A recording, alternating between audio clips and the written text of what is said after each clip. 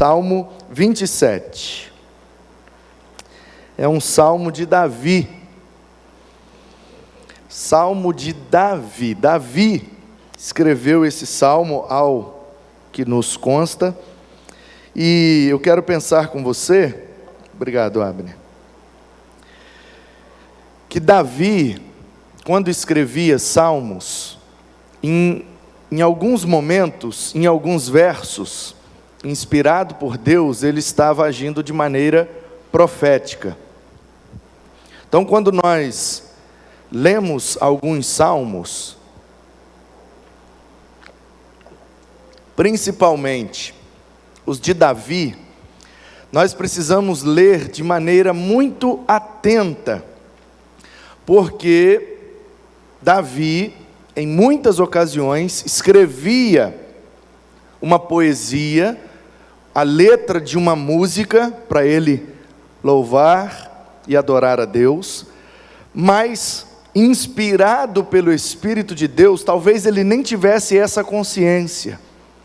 Nós nunca saberemos se Davi, quando escreve um salmo e aponta para Jesus de maneira profética, eu nem sei dizer se ele, Davi, tinha consciência do que estava acontecendo naquele momento. Talvez o desejo do coração dele era escrever de maneira mais bonita possível, mais poética possível, para agradar a Deus, a quem ele iria tributar aquele louvor. E talvez ele não tivesse a consciência de que ele estava escrevendo uma profecia, de que aqueles versos poéticos, que fazem parte da letra de uma música, poderiam apontar para o Messias, apontar para o Cristo, apontar para a realidade que nós vivemos hoje. Então, por exemplo, vou dar só um exemplo do que eu acabei de dizer. Nós vamos ler o 27 e vamos ver como que Jesus cuida de nós como filhos. Mas eu preciso fazer essa explicação porque às vezes as pessoas podem não compreender o que eu estou querendo dizer. Então eu vou fazer o caminho para que todos possam acompanhar o meu raciocínio. Porque às vezes, a gente fala algumas coisas e como a gente tem o raciocínio completo, para nós aquilo é muito simples de compreender. Mas para quem ouve e não tem o raciocínio completo do que estamos dizendo, pode às vezes distorcer ou interpretar mal o que nós estamos dizendo. Não é nem por falta de conhecimento, às vezes é por falta de compreender o raciocínio mesmo. Como na mensagem da quinta-feira, eu disse que Jesus cuida da gente como crianças, aproveitando aquela passagem que Jesus pegou a criança, não como faziam os adultos e faz até hoje, não expulsou a criança da conversa de adulto, mas pegou elas, um dos textos ainda diz que ele colocou no colo, e colocou a mão sobre a cabeça, e orou e abençoou as crianças. E aí num momento da mensagem, eu disse que Jesus ora por nós. E aí o Isaac depois comentou lá embaixo, estávamos saindo da igreja, e o Isaac comentou: rapaz, aquela hora que o pastor falou que Jesus ora por nós, eu falei, não, agora não. Aí ele falou besteira. Como assim Jesus ora por nós? E aí eu expliquei, porque ele está à destra do Pai, de onde intercede por todos nós. Intercessão não é oração? Quando você intercede a Deus por alguém, então aí ele, mind blow, explodiu minha mente, caraca. Então assim, às vezes, a gente dá uma fala, e algumas pessoas não compreendem, porque não conseguiram atingir o caminho do raciocínio teológico. Então, eu vou pregar no Salmo 27, e o título dessa mensagem é: Jesus cuida de nós como filhos. E se eu não explicar, pode dar margem para alguém dizer assim, não, mas Jesus é o Filho na Trindade. Então teria que ser Deus Pai cuida de nós como filhos, porque Jesus é o Filho de Deus, o primogênito, e nós somos, por adoção, irmãos de Jesus. Então como é que Jesus cuida de nós como filhos? E aí eu tenho 2 argumentos para te convencer de que sim, Jesus, no processo da nossa salvação e da nossa comunhão como igreja, Ele cuida de nós como filhos. Então, para começar a explicar, eu preciso que você perceba isso, que muitos versos que saíram das mãos de Davi, na mentalidade de Davi, pode ser que ele estava apenas escrevendo a letra de uma música para louvar a Deus. Mas como aquilo ali, cremos, estava sendo inspirado pelo Espírito Santo, então talvez ele nem tinha consciência, mas ele estava escrevendo uma profecia. Como é que eu comprovo isso? No Salmo 22. Deus meu, por que me desamparaste? Eli, Eli, lama sabachthani. É como está o primeiro verso do Salmo 22 em hebraico. Quais foram as palavras que estão registradas na Bíblia que Jesus, hebraico / aramaico ali, falou na cruz? Jesus falou na cruz exatamente essas palavras: meu Deus, por que me desamparaste? E em novembro do ano passado, mês da adoração, a gente viu nessa perspectiva que Jesus, então, quando os evangelhos registram que Jesus falou essas palavras, meu Deus, por que me desamparaste? Então a minha conclusão é, Jesus não estava falando essas palavras, Jesus estava cantando o Salmo 22. Jesus morreu cantando um salmo, porque meu Deus, por que me desamparaste? Não é uma frase, é um verso do Salmo 22, é o início da música. Então, por exemplo, vamos supor que a partir de agora se tornou proibido pregar o Evangelho no Brasil, sob pena de morte. E aí eu não estou sabendo, e de repente entram ali uns policiais por aquela porta, e você está pregando o Evangelho aí? Eu digo, estou. Está falando de Jesus? Estou. Então você vai morrer, porque agora é proibido e a pena é de morte. Ok, tudo bem. E aí eles vão me levar, e vão me levar ali embaixo no pátio nosso aqui, e vão me matar. Me botam de frente para o muro lá, e pega o fuzil, clac, clac, todo mundo desesperado aqui em cima, tentando olhar pela janela, e aí o cara vai e fala assim, ó, diga aí suas últimas palavras. Aí alguém aqui em cima fala, cara, eu vou registrar esse momento. Eu vou registrar esse momento de maneira escrita, eu quero falar para todo mundo como é que o pastor Manu morreu. E aí ele pega o telefone e começa a digitar lá, postar no Facebook. Estamos aqui na Igreja Batista Guaranhuns, entraram alguns policiais, pegaram o pastor Manu, levaram ali para o pátio e apontaram um fuzil para a cabeça dele, e suas últimas palavras foram, porque ele vive, posso crer no amanhã.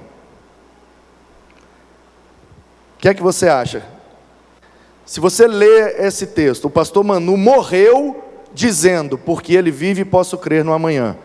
Você pode muito bem presumir que eu não falei isso, mas que eu cantei isso, porque isso é o trecho de uma música que nós normalmente cantamos.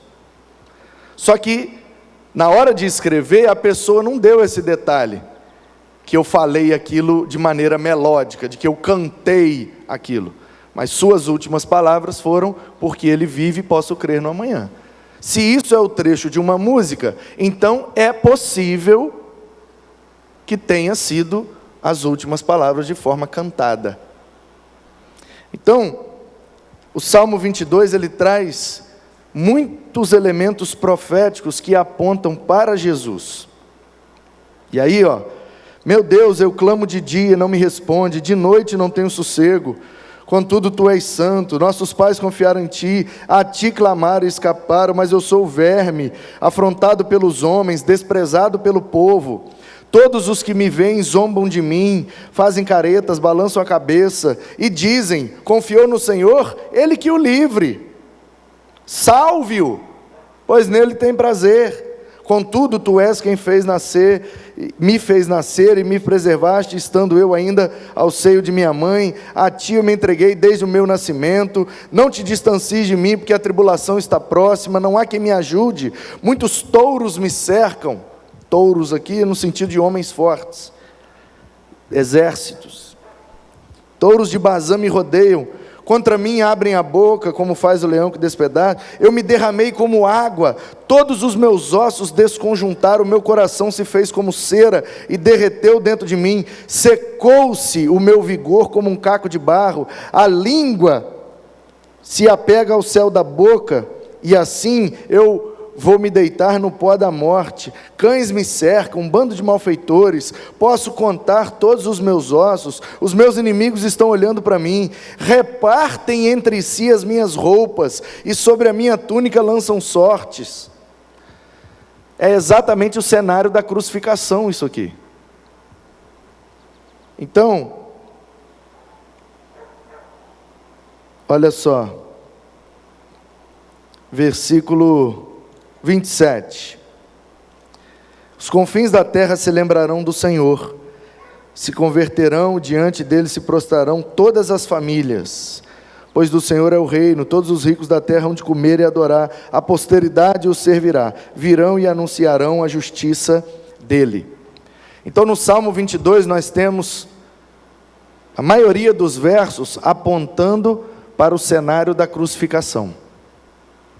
Se nós pegarmos o Salmo 22 e fizermos dele um roteiro de uma peça de Páscoa, quem não conhece o Salmo passa batido e acha, olha, que maneira poética e bonita de demonstrar a paixão de Cristo, a maneira como ele sofreu por todos nós. Portanto, quando Davi escreve, como no 22, ele aponta para um evento relacionado a Cristo. No 22, a crucificação. No 23, o fato de que ele é o cabeça da igreja. O Senhor é o meu pastor, nada me faltará. A percepção de que Jesus é o sumo pastor da igreja, e todos os pastores são auxiliares dele, mas o pastor da igreja de fato é ele, o dono da igreja é ele, o cabeça da igreja é ele. O Novo Testamento vai reforçar essa ideia. Davi, sem saber, talvez, já estava profetizando isso no 23. No 24, ao Senhor pertence a terra e a sua plenitude. Vai falar de Deus como o Rei da glória, que é Rei do universo, mas também é Rei na terra. E aí Jesus, no final ali de seu ministério na terra, diz: todo poder e autoridade me foram dados, no céu e na terra. Portanto, o Rei da glória, o nosso Rei, e ele várias vezes disse, o meu reino, não é daqui, não é comida, não é bebida. Então a gente pode apontar o 24 para o fato de que Jesus é Rei, ele reina sobre nós. No 25, Davi ora, e essa letra aqui é uma oração, é um clamor na alma de Davi, pedindo para que Deus o socorra na sua angústia, para que Deus o guie, para que Deus tenha misericórdia dele, para que Deus possa direcioná-lo na sua vida e guiá-lo, assim como a palavra faz com aquele que a obedece.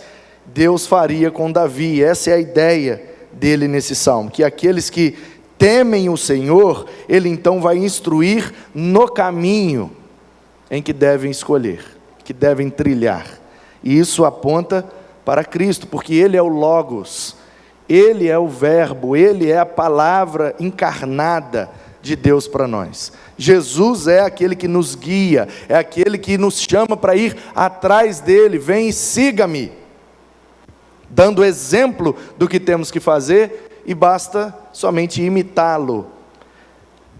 Percebe? O 22 aponta para a crucificação, o 23 aponta para o pastoreio, o 24 aponta para outra coisa, e outra coisa, e outra coisa, e aí o 27 vai dizer: o Senhor é a minha luz, e a minha salvação. De quem terei medo? O Senhor é minha luz. Aí o Evangelho vai dizer, Jesus é a luz do mundo. O Senhor é minha salvação. O Novo Testamento vai dizer, salvação somente em Cristo. Aqueles que estão em Cristo, não há mais condenação. Pela graça, mediante a fé, em Cristo. Então declarar, o Senhor é minha luz, isso aponta para Cristo. Porque na minha vida, essa verdade se cumpriu em Cristo. Enquanto eu não conhecia Cristo, minha vida estava sem luz. Agora que eu tenho Jesus Cristo, minha vida é iluminada por Ele, pelo seu exemplo, pelas suas palavras, pelos seus ensinamentos. Então, toda profecia do Antigo Testamento aponta e se cumpre em Cristo, em algum momento da história. Então eu quero ler esse salmo nessa perspectiva, de que quando Davi fala de maneira profética, ele está apontando para Cristo, porque é em Cristo que de fato essa profecia se cumpre. Na minha vida, não sei na sua, mas na minha vida, só chegou a luz e a salvação quando eu conheci Jesus.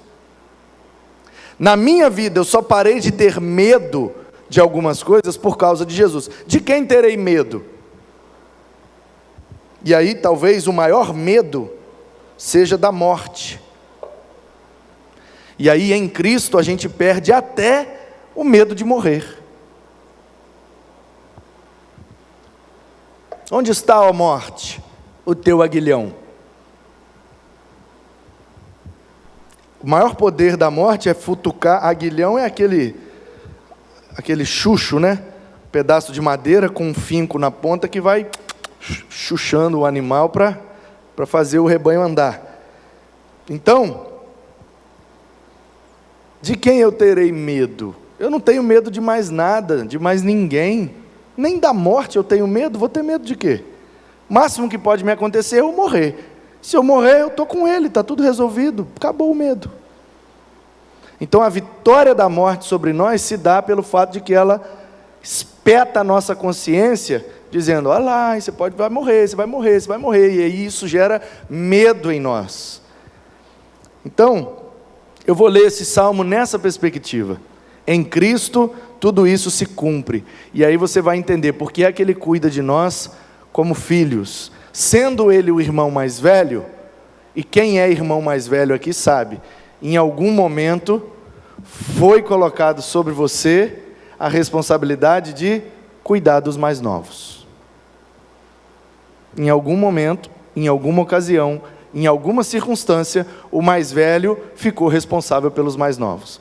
Sendo ele o nosso irmão mais velho, então ele, em alguns momentos, em algumas circunstâncias, olhando para a história da nossa salvação e redenção, é ele quem faz com que a salvação se cumpra em nós. Então, de certa forma, falando aqui de maneira metafórica, sendo ele o nosso irmão mais velho, ele veio para nos salvar, sabendo que essa era a nossa necessidade, portanto ele cuidou de nós, como irmão mais velho, como se fosse um pai para nós. E aí, o 2, Salmo 27, 2. Quando malfeitores me sobrevêm para me destruir, meus opressores e inimigos, eles é quem tropeçam e caem. Aí sempre tem aquela do irmão mais novo, chamar o irmão mais velho quando ele está sendo ameaçado, né? Quem é irmão mais velho aqui sabe. Fabrício é o mais velho, né? Abner é o mais velho. Paola é a mais velha. Eu sou o mais velho lá em casa. Ao que me consta, você, Tati, é mais velha também. Acho que só, né? O restante é... Você é mais novo, né, Jares? Mais velho não, né? Seu irmão é mais velho. Você é mais velha, Adriana? Então, quem é irmão mais velho sabe que em algum momento o mais novo corre para o mais velho pedindo ajuda. Ah, os meninos me bateram. Ah, os meninos me xingaram. Ah, falaram mal de mim. Ah, fizeram uma coisa contra mim, pedindo ajuda ao mais velho, pedindo justiça, pedindo socorro. E aí Davi diz assim, ó: quando os meninos vêm me bater, vêm me xingar, vêm me chatear, eles é que saem chateados. Por quê? Porque o meu Deus Ele faz com que os meus inimigos corram, saiam. Ainda que um exército se acampe contra mim, não se atemorizará o meu coração. E se estourar contra mim a guerra, ainda assim terei confiança. Por quê? Porque perto de mim tem alguém maior que eu, que pode me defender caso eu precise. Uma coisa peço ao Senhor e buscarei, que eu possa morar na casa do Senhor todos os dias da minha vida, para contemplar a beleza do Senhor e meditar no seu templo. Ora, se isso aqui não se cumpriu em Cristo, então eu não entendi nada da Bíblia. É impossível a gente viver todos os dias num templo físico como esse aqui, ó. Tem como todo dia estar aqui dentro? Porque Deus vai se manifestar aqui dentro, então eu tenho que estar aqui todo dia, se eu quiser todo dia falar com Deus e ouvir a Deus. Já pensou, você ter que vir aqui toda hora que você precisasse orar? Toda hora que você precisasse pedir perdão a Deus? Todo momento que você quisesse, de qualquer forma, se relacionar com Deus, você tivesse que vir aqui? Olha só que tortura. Aí você está lá no seu trabalho e diz: ih, rapaz, aconteceu uma situação aqui, eu tenho que pedir a Jesus para cuidar de mim, me ajudar nessa situação. Então eu vou ter que ir lá no templo da igreja onde eu congrego, para poder fazer minha oração, porque Deus só ouve a oração lá na casa, na sua casa, a casa do Senhor. E aí a casa do Senhor, se são essas 4 paredes, toda vez que a gente quisesse falar com Deus, ou ouvir a Deus, teríamos que vir aqui. É o que Davi está desejando. Quem dera eu pudesse morar no templo, porque aí eu teria um relacionamento o tempo inteiro com Deus. Aí Jesus vem, morre, ressuscita, envia o Espírito para que Ele habite em nós e nós tenhamos condições de viver isso aqui. Porque hoje em dia, por causa do que Cristo fez, eu posso estar lá no trabalho, eu penso, e no íntimo da minha alma, eu converso com Ele, e Ele fala comigo, e eu tenho a certeza e a convicção de que Ele ouviu a minha oração. Eu não preciso mais vir aqui para Ele me ouvir, não preciso mais vir aqui para Ele falar comigo. Em Cristo se cumpre o desejo de Davi. Agora sim, sendo o templo do Espírito Santo, nós vivemos todos os dias na casa do Senhor, porque nós somos agora a casa do Senhor. Ele não habita em templos construídos por mãos humanas, Ele habita em nós, sua imagem e sua semelhança. Pois no dia da adversidade Ele me ocultará no seu abrigo. Quando eu estiver na bad, Ele me abraça. No interior do seu tabernáculo me acolherá e me porá no alto de uma rocha.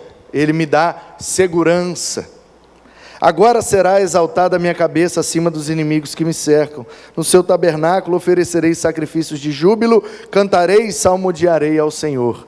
Não precisamos mais de um lugar para fazer isso. Ouve, Senhor, a minha voz, eu clamo, tem compaixão de mim, me responda. Ao meu coração me ocorre, busquem a minha presença, buscarei, pois, Senhor, a tua presença. Não me esconda, Senhor, a tua face, não rejeites com ira o teu servo. Em Cristo, pela graça de Deus, nós não somos mais rejeitados. Somos amados, somos aceitos, perdoados, redimidos. Tu és o meu auxílio. Não me deixe, não me abandone, ó Deus da minha salvação. Porque se o meu pai e a minha mãe me abandonarem, o Senhor me acolherá. Aí esse 10 aqui é o ápice da ideia, é o ápice da poesia e é o ápice do sermão. Porque se a gente estava lendo desde o início que Jesus cuida de nós como filhos, como nosso irmão mais velho, e que é nele que todas as promessas de cuidado da parte de Deus se cumprem, então esse verso é o carimbo para dizer assim, é verdade esse bilhete. Porque ainda que o meu pai e a minha mãe. Qual é a maior expressão de cuidado na vida de um filho? O pai e a mãe. Ainda que aqueles que me colocaram no mundo me abandonem, o Senhor nunca me abandonará, porque em Cristo, através do Espírito, eu tenho nele sempre a presença de um pai, cuidando de mim, me orientando, me protegendo, me dando segurança, confiança, assim como um pai incentiva o seu filho quando está aprendendo a andar de bicicleta, ou a sua filha quando está aprendendo a nadar, assim como um pai e uma mãe são para um filho, o Senhor é para a minha vida, e isso só pode se cumprir em Cristo, porque é em Cristo que nós somos adotados pelo Pai como seus filhos. Ele veio para os seus não receberam, mas todos quantos o receberam, deu-lhes o direito de serem feitos e chamados filho de Deus. Nós somos filhos de Deus por causa do que Cristo fez. Portanto, Ele cuidou de nós, sendo Deus, ainda que é o Filho na Trindade, cuidou de nós como se fôssemos filhos dele também, porque há um só Deus e um mediador entre Deus e os homens, Jesus Cristo, homem. Ele encarnou, Ele se sacrificou, Ele ressuscitou, Ele enviou o Espírito e voltará para nos buscar, porque Ele quer cuidar de todos nós, como se fôssemos seus filhos. Ainda que o meu pai e a minha mãe me abandonem, o Senhor nunca me abandonará. E esse verso sempre falou muito forte ao meu coração. Na minha primeira Bíblia ele está grifado, quase rasguei a página de tão forte que eu grifei esse versículo e fiz várias anotações em volta dele, porque a primeira vez que eu vi meu pastor pregando nesse texto, meu coração quase explodiu. Não sei se você teve essa experiência, mas só quem tem a experiência de ser abandonado por um pai ou por uma mãe, deixado para lá, é que sabe o verdadeiro sentido e o verdadeiro poder que tem essas palavras. E eu sempre tive muita amargura no meu coração. Por que é que eu fui abandonado? Por que é que eu fui abandonado? Uma coisa é meu pai não querer mais viver com a minha mãe, outra coisa é ele não me querer mais como filho, porque ele foi embora e não voltou mais. Então, tudo bem que ele não quer mais ser o marido da minha mãe, mas parece que ele também não quer mais ser meu pai. Porque no processo de abandonar a minha mãe, ele também me abandonou. Então o que vai ser de mim? Só me resta a bagunça, a violência, e eu vou descontar a minha raiva em quem estiver na frente. Estou revoltado com isso. E aí de repente Deus vem e fala ao meu coração: ainda que o seu pai te abandone, eu jamais te abandonarei. E o sermão que eu decidi crer e aceitar esta verdade foi exatamente um sermão cujo título era: Deus é o Pai que você precisa. Filho pródigo, volta para casa. Deus é o Pai que você precisa. E aí fez todo sentido na minha cabeça crer e viver na perspectiva de que, ainda que o meu pai tenha me abandonado, o Senhor jamais me abandonou, porque em todo tempo Ele estava ali, cuidando, zelando, protegendo e livrando, para que hoje eu estivesse vivendo no centro do seu propósito. Creia, meu irmão, creia firmemente, ainda que aqueles que te protejam te abandonem, o Senhor jamais te abandonará. Ele é o Pai que nós precisamos. E se você tem um pai presente, tem um pai maravilhoso, creia, Deus é ainda melhor, ainda mais poderoso, e vai continuar cuidando de você por toda a eternidade. Ele nos ensina, verso 11, ensina o caminho, Ele me guia pela vereda plana, e aí o Novo Testamento vai dizer que Jesus é o caminho, a verdade e a vida. Qual é a vereda plana que nós somos guiados? A vida de Jesus, porque um caminho torto simboliza na poesia e na profecia uma vida torta, pecaminosa. Por que é que Jesus é o caminho plano? Porque ele não tem pecado, ele não tem erro, ele não tem buraco na vida dele. Então ele é o caminho plano. Por isso que quando João Batista apareceu, cumpre a profecia de Isaías que diz: endireitai as vossas veredas, aplanai os vossos caminhos, é chegado o reino de Deus. E isso é uma figura que quem viveu no tempo entende. Toda vez que o rei saía do castelo para visitar o seu reino, uns dias antes ia uma caravana tampando os buracos na estrada, porque ele andava de carruagem, de madeira, com roda de madeira, não tinha suspensão, não tinha amortecedor, então a estrada cheia de buraco, era um martírio para o rei visitar o seu reino andando nas estradas de chão com buraco. Então antes ia uma caravana tampando os buracos, aplanando os caminhos para que o rei pudesse andar sem chacoalhar muito.